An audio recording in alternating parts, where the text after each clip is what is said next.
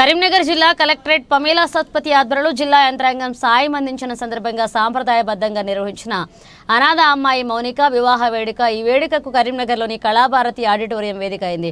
ఈ పెండ్లికి పెద్దలుగా జిల్లా collector Pamela Satpathy, Manakondur MLA Kavvampally Satyanarayana పెద్దలుగా వ్యవహరించారు. ఈ వివాహ వేడుకకు ఒక ప్రత్యేకత ఉంది.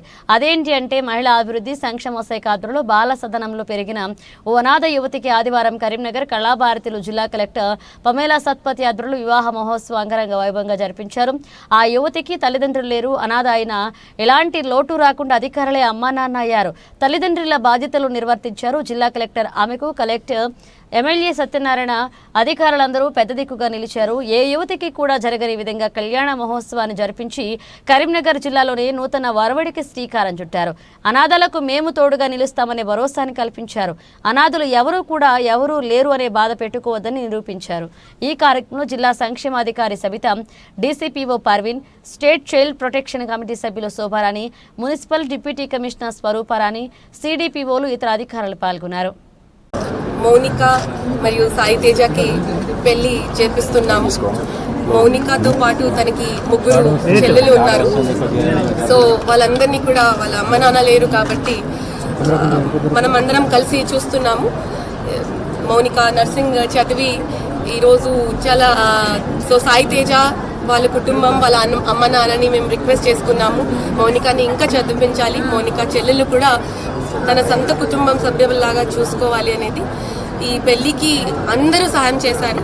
ముఖ్యంగా గౌరవ మానకొండూరు ఎమ్మెల్యే గారు అయితే సో చాలా చేసుకున్నారు.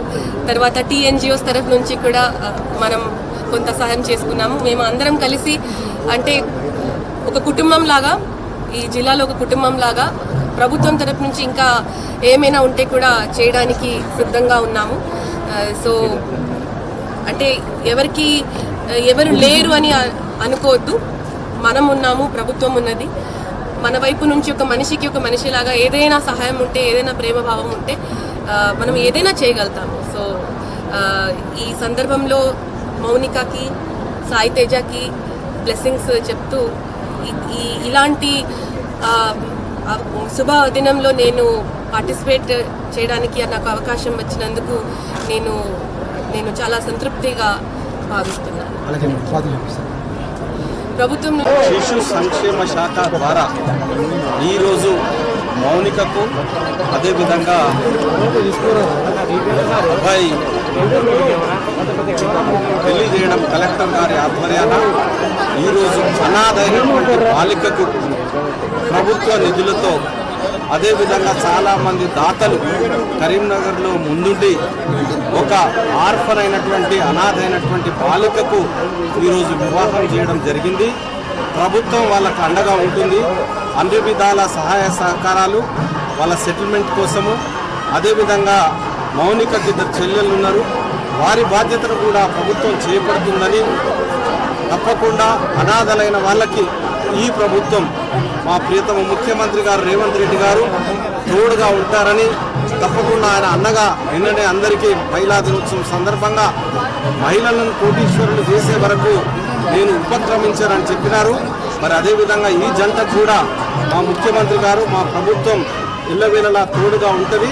వాళ్ళ అభివృద్ధికి కూడా మేము తోడ్పడతామని తెలియజేస్తూ మరోసారి పత్రికా ముఖంగా వాళ్ళకు వివాహాది శుభాకాంక్షలు తెలియజేస్తూ సెలవు. మేము ఇక్కడ బాలసదనంలో చదువుకున్నాను. తర్వాత వర్కింగ్ ఉమెన్స్కి వెళ్ళి అక్కడ వర్క్ చేసుకుంటూ చదువుకుంటున్నాను. ఆల్మోస్ట్ 5 డేస్లో మాకు ఇస్తారు. అసలు టైమే లేదు మాకు మ్యారేజ్ చేసుకొని కూడా. చాలా సంతోషంగా ఉంది మాకు. ఇంత గ్రాండ్గా ఎట్లా జరిగిందమ్మ పెళ్ళి? మా మేడం సందర్శించడం వల్ల వాళ్ళు తలా ఒక పని చేస్తారు.